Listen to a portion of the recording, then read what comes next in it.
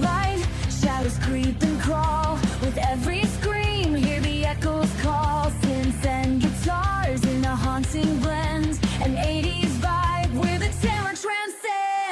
Shocktoberfest, scream until dawn. In your nightmares, the terror's reborn. Lights flash, monsters take flight. Embrace the darkness. It's a metal night.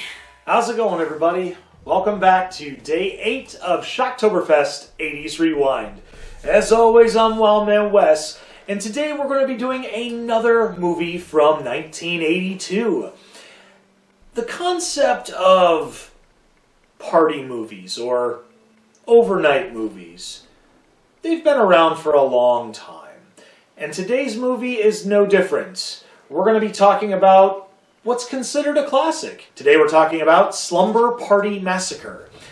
The movie involves a mass murderer named Ross Thorne who escapes prison, and in the midst of him escaping prison, there's a young girl named Trish who has her parents leaving for the weekend, go and have some fun, and she gets the house to herself. So, just like any other teenager that gets the house to themselves for the weekend, slumber party, she invites some of her friends, and she's wondering whether or not she should invite one of the new girls in town named Valerie to come join them. And Trish's friends are treating her very, very poorly, making her feel like an outcast. And Valerie decides she's not going to go. She's going to stay at home with her sister Courtney and just relax.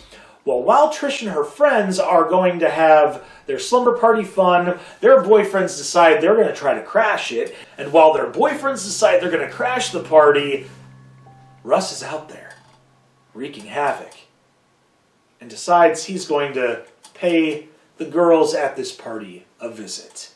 And he does, slaughtering off these teenagers one by one, until at one point, Valerie and her sister Courtney wonder, something's going on over there and we need to investigate, which is one of those things in horror movies you should never, ever do. But in the end, Valerie and Courtney survive, taking out Russ Thorne, and they, to what we understand, live happily ever after. That's the movie. In a nutshell, that is the movie. Now it's time to talk about what I like and what I don't like about this film. What I like about this film, I've got a little bit of a list. The concept and the stereotype of the raging hormones. This movie is chock full of them. There is quite a bit of fan service with the substance intake. There's also the lack of clothing, we'll just put it that way. Remember, folks, I'm trying to make sure I don't get demonetized for the certain things I say. It's getting pretty hard nowadays, especially with horror films. I'm in a lot of trouble, aren't I? The campy jump scares, they're always fun because it's that false sense of security. You keep getting those campy jump scares to the point where you jump and go, oh, never mind, okay, everything's fine. Okay. And then the moment of truth when something bad really happens, you're not prepared for it. Blindsided, baby! Those were the things that I liked. It's time to move on to the things that I don't like. And one thing in particular that I've probably brought up more times than I'd care to admit with a lot of movie reviews, pacing. The pacing is very rough in this. As much as I said that I do enjoy the campy jump scares, sometimes a good thing that's too much is no longer a good thing. The campy jump scares are great. However, it felt like too many jump scares eventually to a blindsiding of the actual violence and terror happens more often than it should. And yeah, I know I'm backtracking a little bit. Yes, there are those campy jump scares that are great, and they do that very well in this movie. However, there are moments when that happens a little too much, then we sit there going, okay, when's the kill gonna happen? When's that one person gonna get what's coming to him? Make it happen, make it so. And apart from that, as I looked at this movie and started looking at some of the pacing, and not just that, but the storyline, this really feels like a Halloween clone. And yes, there are movies that can clone another movie, and do it justice because they're actually spoofing it and showing respect for the original. In this situation, I don't know if it's really trying to spoof it or try to give props to it, give respect to the original. This movie just is. That's the best way I could describe this. And yeah, there are some moments where rewatchability can be in effect, and I hate to say it, those moments, it's the fan service. That really is it. A lot of the moments, especially when the boyfriends come to crash the slumber party, very predictable.